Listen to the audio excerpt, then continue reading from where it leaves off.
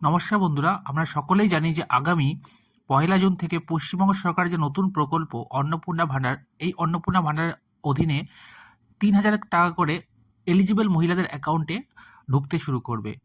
তো এই প্রকল্পের মেইন একটি যে শর্ত হলো সেটি হলো যে আপনার কাছে একটি ডিবিটি এনেবলড আপনার কাছে একটা অ্যাকাউন্ট নাম্বার থাকতে হবে। সেই অ্যাকাউন্টে কিন্তু ডিবিটির মাধ্যমে এই যে বেনিফিশিয়ারি অ্যামাউন্ট সেটা কিন্তু ট্রান্সফার করা হবে। এর আগে আমরা জানি যে লক্ষ্মী ভাণ্ডার টাকা ঢুকতো, সেই টাকা কিন্তু আপনাকে অ্যাকাউন্ট নাম্বারের থ্রু দিয়ে এনইএফটি করা হতো। কিন্তু এখানে কিন্তু আপনার সেই এনইএফটি করা হবে না। এখানে অনলি ডিবিটি লিঙ্কিং থাকলে তবেই কিন্তু এই প্রকল্পের আন্ডারে আপনি টাকা পাবেন, নয়তো আপনি পাবেন না। তো এখানে আপনি অলরেডি বিভিন্ন রকম ভিডিও দেখে কিংবা অনলাইনে গিয়ে সাইবার ক্যাফেতে গিয়ে আপনি অলরেডি হয়তো আপনার অ্যাকাউন্টে ডিবিটি লিঙ্ক করে ফেলেছেন।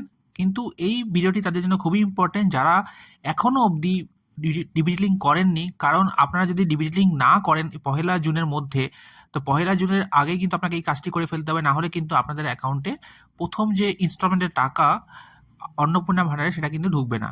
তো এক্ষেত্রে আপনাকে একটা যে লাস্ট অপশন, আপনি হয়তো অনলাইনে ট্রাই করেছেন হচ্ছে না, তো আপনার কাছে যে লাস্ট অপশন হলো সেটা হলো এই যে ফর্মটি দেখতে পাচ্ছেন অফলাইন ফর্ম ডিবিটি লিঙ্কে, এটা কিন্তু আপনাকে ফিল আপ করে আপনি যে ব্যাঙ্ক অ্যাকাউন্টে টাকা নিতে চাইছেন সেই ব্যাঙ্ক অ্যাকাউন্টের ব্রাঞ্চে গিয়ে আপনাকে এটি জমা করতে হবে। এই ফর্মটি ঠিকঠাক ফিল আপ করে জমা করার পর আপনার যে ব্যাংক আছে সেই ব্যাংক যদি এইটা এন্ট্রি করে দেয় ওদের সিস্টেমে, তাহলে কিন্তু উইদিন 24 আওয়ার্সে এই ব্যাংক অ্যাকাউন্টটি ডিবিটি এনেবলড হয়ে যাবে এবং আপনি এই অ্যাকাউন্টে আপনার অন্নপূর্ণা ভাণ্ডার থেকে শুরু করে অন্য যে কোনো প্রকল্পের টাকা কিন্তু এই অ্যাকাউন্টে আপনি পেতে পারবেন। তো এই চলুন দেখে নেওয়া যাক এই যে ফর্মটি আছে এটিকে কী করে ফিল আপ করা যায়। এটি ফিল আপ করা খুবই ইজি। এই ফিল আপ করার জন্য আপনাকে একটু শুধু মাথায় রাখতে হবে যে এখানে আপনাকে কোন জিনিসটা আপনাকে ঠিকমতো ভরতে হবে। তো এখানে আপনাকে দেখুন যে দ্য ব্রাঞ্চ ম্যানেজার, এর নিচে আপনাকে কি আছে, ব্রাঞ্চের নাম লিখতে হবে। এখানে ব্রাঞ্চের নাম লেখার জন্য এখানে আপনার যে ব্রাঞ্চে জমা করছেন ব্রাঞ্চের নাম লিখবেন, তারপর নিচে ব্যাংকের নাম লিখবেন এবং ডান দিকে যেই ডেটে আপনি জমা করছেন তার ডেট লিখে দেবেন। নিচে আপনার দেখবেন ডিয়ার স্যার অ্যাকাউন্ট নাম্বার, এখানে আপনার অ্যাকাউন্ট নাম্বারটা মেনশন করে দিতে হবে এবং অ্যাকাউন্টে যে নাম আছে তার ডান দিকে এখানে অ্যাকাউন্টের নাম লিখে দিতে হবে। অ্যাকাউন্টের নাম লেখার পরে নিচে I am maintaining a bank account number, এখানে আরেকবার আপনার অ্যাকাউন্ট নাম্বারটা মেনশন করতে হবে এবং একটু নিচে গিয়ে ডান দিকে দেখবেন সিগনেচার স্ল্যাশ থাম ইমপ্রেশন অফ কাস্টমার, এখানে আপনাকে সিগনেচার অথবা আপনি যদি টিপসই করেন তাহলে আপনাকে টিপসই এখানে করে দিতে হবে। তো এটা করার পরে আপনি যদি একটু নিচে যান এই ফর্মটাতে 4টে দেখবেন অপশন পাবেন আপনি। এইখানে খুবই ইম্পর্টেন্ট, এই 4টে অপশনের মধ্যে যে কোনো একটা অপশন আপনাকে সিলেক্ট করতে হবে। Option for receiving DBT benefits tick 1, এখানে আপনাকে যে কোনো একটা অপশন করে নিতে হবে।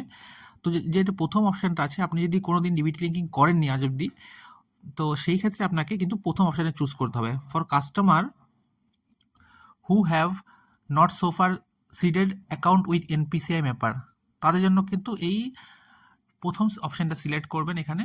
তো এটা হলো যদি আপনি ফার্স্ট টাইম ডিবিটি লিঙ্কিং করাতে চান, আপনার কোনোদিন ডিবিটি লিঙ্কিং হয়নি কোনো অ্যাকাউন্টের সাথে, তো এখানে আপনাকে অ্যাকাউন্ট নাম্বারটা কিন্তু মেনশন করে দিতে হবে যে যে অ্যাকাউন্টটা আপনি লিঙ্ক করাতে চাইছেন। তারপরে যে সেকেন্ড অপশনটা আছে এটা হচ্ছে I already have an account with ব্যাংকের নাম। এখানে আপনার যদি কোনো একটা ব্যাংকে মাল্টিপল অ্যাকাউন্ট থাকে একের অধিক এবং একটি অ্যাকাউন্টে অলরেডি ডিবিটি লিঙ্ক করা আছে এবং আপনি চাইছেন যে অন্য আরেকটি অ্যাকাউন্টে সেটাকে ট্রান্সফার করতে, সেক্ষেত্রে আপনাকে এখানে মেনশন করতে হবে। এখানে ব্যাংকের নামটা লিখতে হবে এবং ডান দিকে আইআর নাম্বার লিখতে হবে। আইআর নাম্বারটা আপনি অনলাইনে যদি আইআর নাম্বার এনপিসিআই লেখেন সেখান থেকে অলরেডি আপনি লিস্টটা পেয়ে যাবেন। সেই ব্যাংকের পাশে যে আইআর নাম্বারটা সেটা আপনাকে এখানে মেনশন করতে হবে। এরপর আসছি আমরা যে থার্ড অপশনটা, এটা খুবই ইম্পর্টেন্ট। এখানে হচ্ছে ধরুন আপনার কাছে দুটো অ্যাকাউন্ট আছে, একটা অ্যাকাউন্ট এসবিআইতে আছে এবং সেখানে অলরেডি ডিবিটি লিঙ্কিং করা আছে এবং আপনি এটাকে পিএনবিতে করতে চান, সেই ক্ষেত্রে আপনাকে, এবং এই ফর্মটিকে কিন্তু পিএনবিতে আপনি জমা করছেন, তো সেই ক্ষেত্রে আপনাকে ডান দিকে I already have an account with bank, এখানে আপনাকে এসবিআই লিখতে হবে এবং হ্যাভিং আইআর নাম্বার, এখানে আইআর নাম্বারটা আপনি, যেটা আমি আগে বলেছি, অনলাইন থেকে গিয়ে আইআর নাম্বার লিখলে আপনার এনপিসিআই সাইট থেকে আইআর নাম্বারটা পেয়ে যাবেন, সেই ব্যাংকের এসবিআই আইআর নাম্বার আপনি পেয়ে যাবেন এবং এখানে আপনাকে আইআর নাম্বারটা লিখতে হবে। তো এটা লিখে আপনাকে থার্ড নাম্বারে অপশনে টিক করতে হবে। তারপরে আপনার যে ফোর্থ অপশনটা আছে সেটি হলো আপনি যদি এনপিসিআই ম্যাপিং না করাতে চান তাহলে ফোর্থ অপশনটা আপনি টিক করবেন। তো এখানে আপনার ফোর্থ অপশনটা হয়ে গেলে নিচে আপনার যে অপশনগুলো চুজ করা হয়ে গেলে আপনি নিচে একটু যাবেন, নিচে গিয়ে আপনাকে সিগনেচার স্ল্যাশ থাম ইমপ্রেশনের জায়গাতে অফ কাস্টমার এই যে জায়গাটা আছে এই জায়গাতে কিন্তু আপনাকে সাইন কিংবা আপনার টিপসই দিয়ে দিতে হবে। নিচে আপনাকে নাম লিখতে হবে, নাম লেখার পরে নিচে একটু নিচে গিয়ে আপনাকে এখানে মোবাইল নাম্বার মেনশন করতে হবে, তার নিচে যদি ইমেল আইডি দিতে চান এখানে ইমেল আইডি মেনশন করতে পারেন। তারপর এই যে ফর্মটা আছে এই ফর্মের সাথে একটা আধারের কপি আপনাকে অ্যাটাচ করে এটাকে আপনাকে আপনার বেস ব্রাঞ্চে জমা করতে হবে। তো এটি জমা করার পরে কিন্তু যখন আপনার ব্যাংকের স্টাফ এটাকে ওদের সিস্টেমে এন্ট্রি করবে এবং এটি এন্ট্রি করার পরে উইদিন 24 আওয়ার্সের মধ্যে কিন্তু আপনার কাছে একটা মেসেজ চলে আসবে কি আপনার ডেবিট লিঙ্কিংটা এরকম একটা সাকসেসফুল মেসেজ আসবে। এখানে দেখবেন আপনি দেখতে পাবেন যে অলরেডি আপনার যে ডেবিট লিঙ্কিংটা করে রিকোয়েস্ট করেছেন সেটা অলরেডি সাকসেসফুল হয়ে গেছে।